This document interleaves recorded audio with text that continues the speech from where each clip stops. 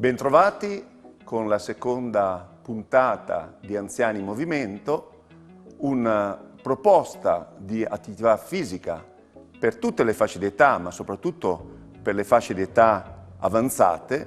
Parliamo sostanzialmente di attività motoria che può essere adeguata ad ogni persona e compatibile con tutte le condizioni di salute, tali da incrementare la funzionalità dell'organismo dal punto di vista muscoloscheletrico, cardiorespiratorio e dal punto di vista anche psicologico e intellettivo. La proposta di oggi viene realizzata grazie all'attrezzo sedia. Abbiamo qui la dottoressa Eleonora Pressacco, laureata UniUD, che andrà a farci alcune proposte di attività motoria, che sono, come dicevo, delle attività che possono essere realizzate tranquillamente in casa, nei vari momenti della giornata, affinché ognuno di noi riesca a fare delle esercitazioni di almeno 10 minuti.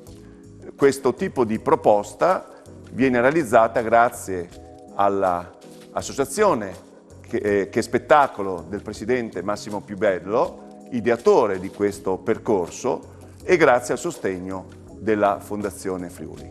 Prego. Buongiorno a tutti, iniziamo questi esercizi seduti su una sedia, possiamo appoggiarci allo schienale oppure no, come stiamo più comodi. Partiamo dalla mobilità dei nostri piedi, quindi alziamo le punte e ritorniamo in posizione di partenza per 15 volte.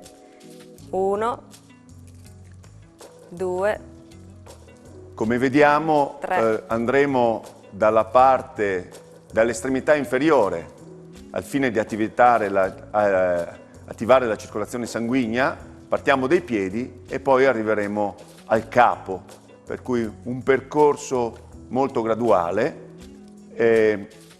Quando siamo seduti, dicevamo, possiamo mantenere la schiena appoggiata allo schienale o viceversa stare leggermente spostati in avanti. L'importante è che ci sia un angolo retto, un angolo di 90 gradi fra la coscia e la gamba. Prossimo esercizio, invece di alzare le punte, alzeremo i talloni e passeremo sulle punte dei piedi. Sempre 15 ripetizioni. 1, 2, 3, 4. Esercizi sempre molto lenti, dove ognuno ascolta quelle che sono le risposte del proprio corpo. Tante volte, voglio dire, i piedi li usiamo moltissimo, naturalmente per deambulare, nel stare delle posizioni erette, però poche volte poniamo attenzione, come anche per le mani, alla loro mobilità e dunque a incrementare quello che è uno stato di attenzione della parte terminale del nostro corpo. Per il prossimo esercizio possiamo tenere le mani sulle nostre cosce o, se siamo più comodi, ci agganciamo alla sedia per stare più saldi. Da posizione di partenza seduti, apriamo le ginocchia e le chiudiamo 15 volte. Ognuno può svolgere questi esercizi, come ci diceva la dottoressa Eleonora, adeguati un po' anche alla propria fisicità, alla propria altezza e in maniera tale che andiamo in questo momento a coinvolgere tutti gli arti inferiori con un movimento anche di mobilità delle anche. Siamo a 11.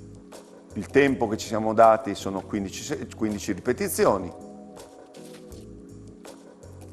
14 e l'ultima 15. Ok, sempre la stessa posizione di partenza, seduti, allunghiamo una gamba in avanti, cerchiamo di portare la punta verso il nostro corpo, sempre 15 volte alternato. 1, 2, gradualmente distendo, alzo e distendo un 3. arto e il suggerimento è quello di fare in modo che ci sia una mobilità della caviglia e delle dita dei piedi in maniera tale che le dita dei piedi siano indirizzate al vostro corpo. Come vedete sono degli esercizi semplicissimi che però iniziano a ad attivare tutte quelle che sono anche le parti terminali del nostro corpo. È un motivo magari per fare dei break. Troppe volte succede che ci dimentichiamo di attivare tutta la muscolatura e le articolazioni del nostro corpo. Passiamo alla parte alta del nostro corpo, partiamo dalle spalle, con le braccia lungo i fianchi, alziamo le spalle verso le orecchie e le riportiamo giù, sempre per 15 volte. Ecco, anche in questo esercizio diventa importante anche l'atto legato alla respirazione, per cui mentre salgo gradualmente con le spalle verso l'alto, verso le orecchie, inspiro e quando scendo lentamente espiro. Per cui mobilità delle spalle, del cingolo scapolomerale, un movimento quasi che viene fatto, come si dice per i ragazzi più giovani, un movimento di spalluccia, 15 ripetizioni abbinate alla respirazione. Siamo a 13 ed espiro, 14 e 15. Ok, per il prossimo esercizio dobbiamo agganciare le dita in questo modo, spingiamo bene verso avanti e teniamo la posizione per 15 secondi. 1, 2, sono dei movimenti 3, un po' di allungamento. 4, molti ricordano l'immagine 5, del gatto, no? Appena si sveglia si stiracchia, per cui noi ci stiracchiamo, il classico viene chiamato stretching, allungamento. Deve essere fatto anche questo in maniera graduale, mai dei movimenti bruschi, e anche qui lo manteniamo per 15 secondi. 15 e rilassiamo le braccia. Sempre la stessa presa delle mani, portiamo verso l'alto questa volta e spingiamo bene verso il soffitto. 1, 2. Ribadiamo il concetto che ogni movimento deve essere fatto molto lentamente, ognuno lo fa in base alle proprie possibilità, senza nessun tipo di forzatura, senza nessun movimento brusco, con un atteggiamento di ascolto sulle sensazioni che proviamo. E rilassiamo bene le braccia, rilassiamo bene le spalle. Adesso agganciamo le dita in questo modo, mani bene aperte, le dita che si toccano e chiudiamo, perché dobbiamo tirare verso l'esterno più o meno forte per 15 secondi. Per cui una mano, grazie alle dita, ha agganciato l'altra mano e in questo momento abbiamo, come si dice in gergo, un esercizio isometrico dove abbiamo una contrazione della muscolatura, non soltanto delle braccia, ma anche della parte addominale. Qual è l'obiettivo? Andare a tonificare i nostri muscoli. E rilassiamo. Gli studi e le ricerche ci dicono che anche nelle fasce d'età avanzata si può migliorare, incrementare quella che è la massa muscolare, che naturalmente con gli anni c'è questo fenomeno della sarcopenia, che è una diminuzione del ventre muscolare. Continuiamo con il nostro potenziamento, uniamo i palmi delle mani e spingiamo forte uno contro l'altro, sempre 15 secondi.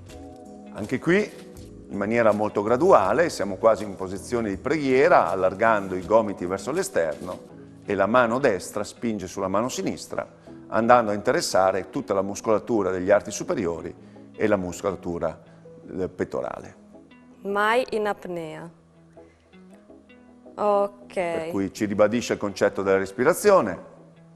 Passiamo al nostro capo, alla nostra testa, partiamo con delle rotazioni, quindi ruoterò a sinistra e butto lo sguardo all'indietro, più lontano possibile, e poi a destra, sempre 15 volte. La dottoressa Eleonora Pressacco qua ci dà uno stimolo per migliorare quello che è la mobilità del collo, dunque della nostra parte terminale del rachide, la parte cervicale, che molte volte è abbastanza così poco sollecitata e dunque abbastanza, tra virgolette, indolenzita, ma il suggerimento che ci ha dato, sempre vedete come lo fa gradualmente, è cercare di fare anche un minimo di ginnastica oculare, cioè proprio con gli occhi che cercano di guardare il retro delle nostre spalle. Anche questo abbiamo visto 15 ripetizioni, di solito 15, 20, d'accordo? Sempre in maniera molto tranquilla e, come vedete, in massima sicurezza.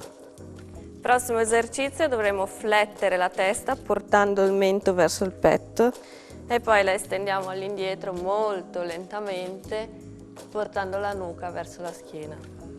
Bene, ricordate che siamo partiti dall'estremità dei piedi, piano piano siamo saliti e siamo andati a interessare la nostra parte della muscolatura cervicale, con movimento di arretramento della nuca e c'è una contemporanea inspirazione e poi un abbassamento del capo avvicinando il mento al petto con una espirazione. Proprio l'esecuzione della dottoressa Eleonora è tale che ognuno di voi davanti allo schermo, grazie a Telefriuli, si possa regalare alcune decine di minuti di benessere psicofisico. 12, 13, 14 e 15. Bene, abbiamo terminato anche la seconda puntata di Anziani in Movimento. Grazie.